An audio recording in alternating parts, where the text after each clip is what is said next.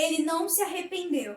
E aí, 1 Reis, capítulo 13, versículo 33 diz: Depois dessas coisas, Jeroboão ainda persistiu em seu mau caminho e continuou a constituir pessoas tiradas do meio do povo como sacerdotes para os lugares altos. A quem o desejasse, ele consagrava para sacerdote dos lugares altos. 34. Isso se tornou em pecado a casa de Jeroboão para destruí-la e extingui-la da face da terra. Ou seja, ele pecou tanto, foi um pecado tão abominável a Deus, que ele e toda a família dele iriam morrer por causa disso.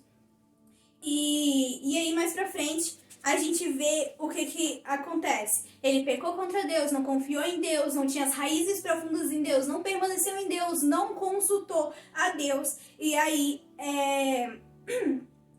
o filho dele adoece. E aí ele fala pra esposa dele e fala assim: olha, vai lá no profeta Aías, vocês lembram de quem é? Foi quem consagrou Jeroboão, falou que ele ia ser rei de Israel. Ele falou assim: vai lá no profeta Aías e pergunta se ele vai melhorar. Só que era pra ela disfarçar. E o profeta Aías, ele já não tava com as vistas boas, mas Deus revelou a ele que ela estava indo pra lá e que ela estava disfarçada. E quando ela chegou, ele já foi falando. E ele falou assim: olha,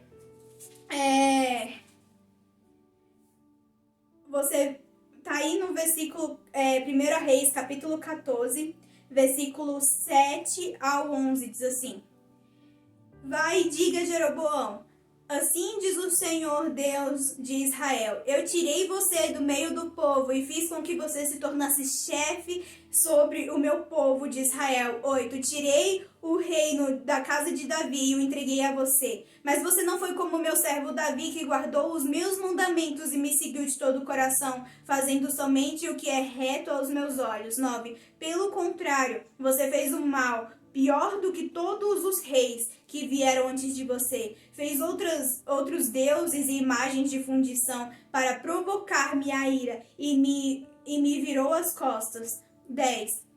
Portanto, eis que trarei o mal sobre casa de Jeroboão e eliminarei de Jeroboão todo e qualquer indivíduo do sexo masculino, tanto o escravo como o livre, e lançarei fora os descendentes da casa de Jeroboão como se lança fora o esterco, até que de toda ela se acabe. 11. Se alguém da casa de Jeroboão morrer na cidade, os cães o comerão. Se alguém morrer no campo, as aves do céu o comerão, porque o Senhor o disse. Então, por causa do pecado de Jeroboão, algo terrível ia vir. E aí ele continuou, o profeta Aías continuou falando para aquela mulher, e falou assim: olha, você veio aqui para saber sobre o seu filho, e assim que você colocar os pés lá naquela cidade, o seu filho vai morrer. E assim aconteceu. Quando ela chegou lá, o filho dele morreu. E ali, Deus, e ele ainda falou assim: esse filho que vai morrer, que tá doente, ele vai morrer assim que você chegar lá, vai ser o único que vai ser sepultado da sua família. Porque ainda nele Deus achou um pouco de graça. Mas todo o resto ia ser comido por aves ou por cachorros. E tudo isso por causa que Jeroboão não tinha raízes em Deus, porque Jeroboão não confiou em Deus. Porque Deus tinha falado que se ele obedecesse, ele reinaria sobre Israel, mas por medo de perder o reinado e não confiar em Deus, ele tentou conquistar esse reinado, manter esse reinado com as próprias forças e pecou por causa disso. Aí você pensa, ok, mas mais Roboão lá em Judá? Aí, em 1 Reis, capítulo 14, versículo 22 ao 24, diz assim: Judá fez o que era mal aos olhos do Senhor, e com os pecados que cometeu despertou o seu ciúme, mais do que os seus pais haviam feito. 23. Porque também os de Judá edificaram estátuas, colunas e postes da deusa Será, sobre todas as colinas e debaixo de todas as árvores frondosas. 24. Havia também na terra prostitutos cultuais. Fizeram segundo todas as coisas abomináveis das nações que o Senhor havia expulsado de diante dos filhos de Israel. Então, ali quando Salomão pecou, ele deu uma abertura para a idolatria entrar em Israel. E ali o reino se dividiu. Jeroboão por medo de perder o reinado, não confiou em Deus, caiu na idolatria e fez o povo cair na idolatria. E aí a gente vê Roboão, e lembra que eu falei que ele não foi criado por uma mãe israelita, ou seja, ele não conhecia a Deus, então ele não servia a Deus, e por causa disso Judá também caiu na idolatria e fez coisas abomináveis a Deus. Então, nenhum deles, como eu falei, tinham raízes em Deus e nem confiaram em Deus. Mas eles são péssimos exemplos. E tudo que eles fizeram afetaram também, as consequências vieram sobre todo o povo. E entenda, para você estar em um lugar alto e você permanecer bem lá, é importante você ter caráter suficiente, você ter raízes suficientes para estar lá. Quando uma árvore tem uma raiz muito pequena e muito frágil, e ela cresce muito, o que acontece? Ela cai. Então, as nossas raízes, elas precisam estar fincadas em Deus o tanto que a gente vai crescer. Deve estar fincadas em Deus no lugar que Ele vai nos colocar. E a gente deve permanecer nesse lugar, permanecer fincados em Deus mesmo durante. Então, a gente vê, por exemplo, Moisés.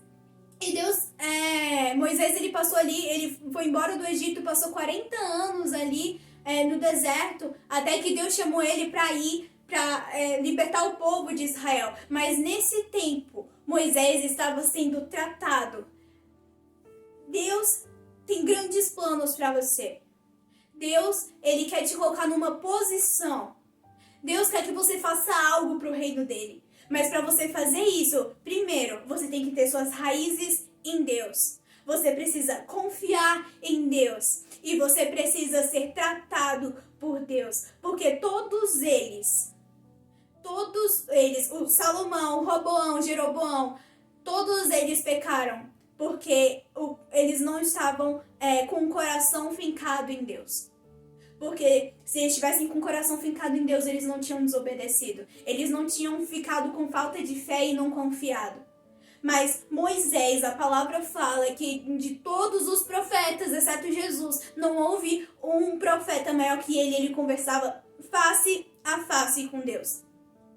Então, tudo isso porque nesses 40 anos ele deixou Deus tratar nele. Ele deixou Deus transformar. E sabe como um dos exemplos mais simples que a gente vê isso?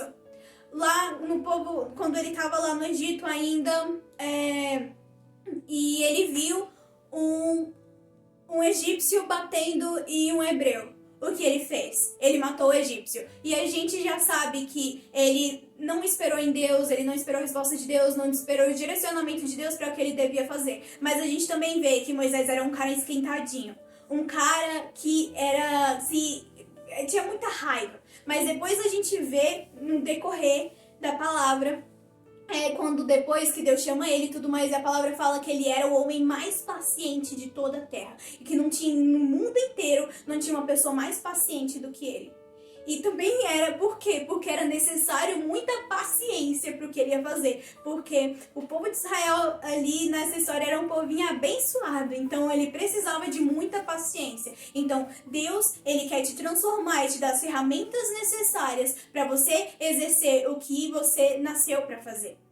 A gente vê José, e José, a gente também vê que ele era, quando ele estava ali na casa de Jacó ainda, ele era metidinho, ele era fofoqueiro, mas durante esse tempo, quando ele foi vendido como escravo e depois quando ele foi preso, ele nunca deixou de confiar em Deus, e ali ele foi transformado. Sabe por quê? Porque se uma pessoa do jeito que ele era antes, se ele continuasse sendo fofoqueiro, se ele continuasse sendo metidinho, quando ele tivesse, não precisava nem se tornar governador ainda, mas ali na casa de Potifar, ele provavelmente teria pecado, ele poderia ter roubado, ele poderia ter feito tanta coisa se o coração dele não tivesse em Deus, mas ele não fez porque ele deixou Deus tratar ele. A gente vê, então, depois que ele subiu ali e se tornou governador do Egito, ele não deixou esse poder subir a cabeça, mas ele continuou firme até o fim. Ele perdoou os irmãos dele. E ele deixou Deus transformar e usar ele. E tudo isso porque ele tinha raízes em Deus e porque ele confiou em Deus. Moisés se tornou o maior profeta porque ele tinha raízes em Deus, ele confiou em Deus e todos os dois também deixaram Deus transformar eles. Então, vamos lá em Zacarias. Zacarias é antes de Malaquias. Não, você pensando bem, não precisa abrir não. Eu vou lá. Não precisa abrir, mas lá em Zacarias, capítulo 8, no versículo 13, diz assim. Aqui a gente tem que entender, contextualizando, que Israel tinha passado por muitas guerras, a situação ali estava complicada, estava ali em crise. E aí, em Zacarias capítulo 8, versículo 13, diz assim: Casa de Judá e casa de Israel, assim como vocês foram uma maldição entre as nações, assim agora eu os salvarei e vocês serão uma bênção. Não tenham medo, pelo contrário, sejam fortes. Ou seja, o povo de Israel era conhecido como um povo amaldiçoado. E aí depois no capítulo 8 ainda, versículo 3 ao 5, diz assim: Assim diz o Senhor dos Exércitos, tenho grande amor por Sião. É um amor tão grande... Calma, tô lendo errado. Versículo 3. Assim diz o Senhor, voltarei para Sião e habitarei no meio de Jerusalém. E Jerusalém será chamada de cidade fiel. E o monte do Senhor dos Exércitos será chamado de Monte Santo. 4. Assim diz o Senhor dos Exércitos, os velhos e as velhas voltarão a sentar-se nas praças de Jerusalém, levando cada um na sua mão a sua bengala por causa da sua muita idade. 5. As praças da cidade se encherão de meninos e meninas que nelas brincarão. Então aqui eles estavam aterrorizados por causa da guerra, o povo estava morrendo cedo por causa de tantas coisas ruins que estavam acontecendo, mas Deus estava falando que tudo isso ia mudar. No versículo 20 ao 23 diz assim: Assim diz o Senhor dos Exércitos, ainda virão povos e moradores de muitas cidades, e os moradores de uma cidade irão a outra, dizendo: Vamos depressa suplicar o favor do Senhor e buscar o Senhor dos Exércitos. Eu também irei. Muitos povos e nações poderosas virão a Jerusalém buscar o Senhor dos Exércitos e suplicar o favor do Senhor. 23. Assim diz o Senhor dos Exércitos, naqueles dias 10 homens de todas as línguas das nações pegarão na borda da roupa de um judeu e dirão: queremos ir com vocês porque ouvimos que Deus está com vocês. Então o que a gente vê? Deus estava falando que algo grandioso ia acontecer sobre Israel, porque eles estavam acabados, eles eram conhecidos como um povo amaldiçoado, mas ele falou: eu vou descer sobre vocês e a minha presença vai ser tão grande, eu vou transformar tanto a realidade de vocês que as pessoas vão pegar na perna de vocês e vão falar: por favor, me leva para Israel, porque eu quero ter o Deus, eu quero sentir o Deus que vocês têm, o Deus que estão com vocês. E sabe, nós já estamos cansados de saber que tem grandes profecias sobre o Brasil e isso já tem tempo. Mas o que a gente vê? A gente vê uma pandemia, a gente vê pessoas morrendo, a gente vê coisas horríveis acontecendo. Todo lado que a gente olha tem crise econômica, tem crise na política, tem crise na saúde. E a gente pensa: cadê o avivamento? Algo bom pode sair disso? E sabe, eu não duvido que o povo de Israel pensava a mesma coisa, mas sabe o que Deus disse? Zacarias capítulo 8, versículo 6 diz: Assim diz o Senhor dos Exércitos, isso pode parecer impossível aos olhos do remanescente deste povo naqueles dias, mas não será impossível para mim, diz o Senhor dos Exércitos.